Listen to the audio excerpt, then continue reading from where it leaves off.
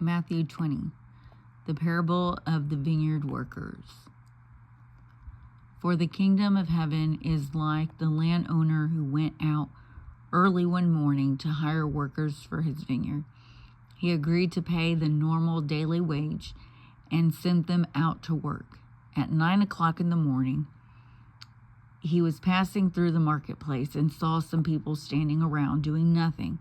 So he hired them, telling them he would pay them whatever was right at the end of the day.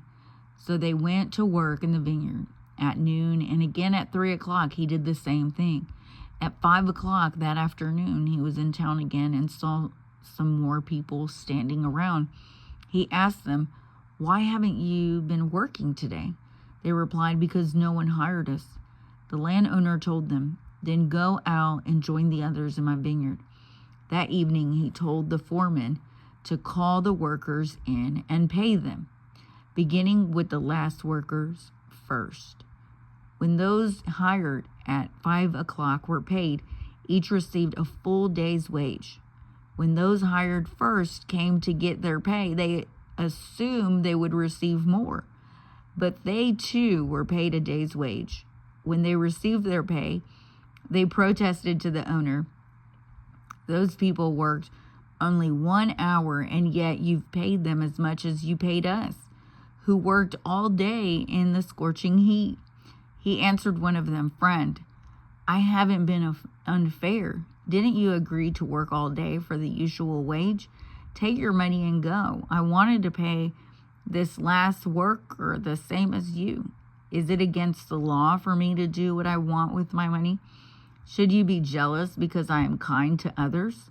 So those who are last now will be first then, and those who are first will be last." Jesus again predicts his death. As Jesus was going up to Jerusalem, he took the 12 disciples aside privately and told them what was going to happen to him. "Listen," he said, "we're going up to Jerusalem, where the Son of Man will be betrayed to the leading priests and teachers of religious law. They will sentence him to die. Then they will hand him over to the Romans to be mocked, flogged, and whipped, and crucified. But on the third day, he will be raised from the dead." Jesus teaches about serving others.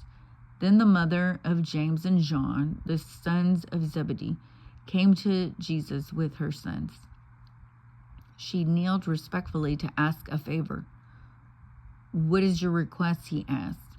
She replied, "In your kingdom, please let my 2 sons sit in places of honor next to you, one on your right and the other on your left."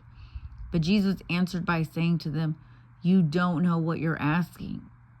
Are you able to drink from the bitter cup of suffering I'm about to drink?" "Oh, yes," they replied, "we are able." Jesus told them, "You will indeed drink from my bitter cup, but I have no right to say who will sit on my right or my left. My Father has prepared those places for the ones he has chosen."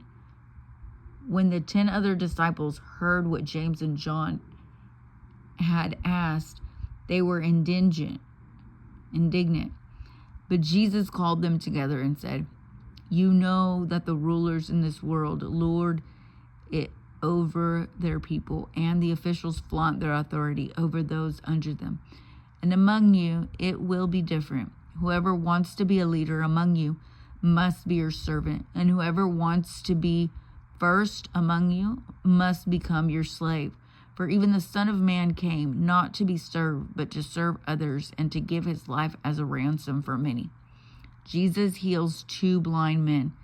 As Jesus and the disciples left the town of Jericho, a large crowd followed behind. 2 blind men were sitting beside the road. When they heard that Jesus was coming that way, they began shouting, "Lord, Son of David, have mercy on us." "Be quiet," the crowd yelled at them. But they only shouted louder, "Lord, Son of David, have mercy on us." When Jesus heard them, he stopped and called, "What do you want me to do for you?"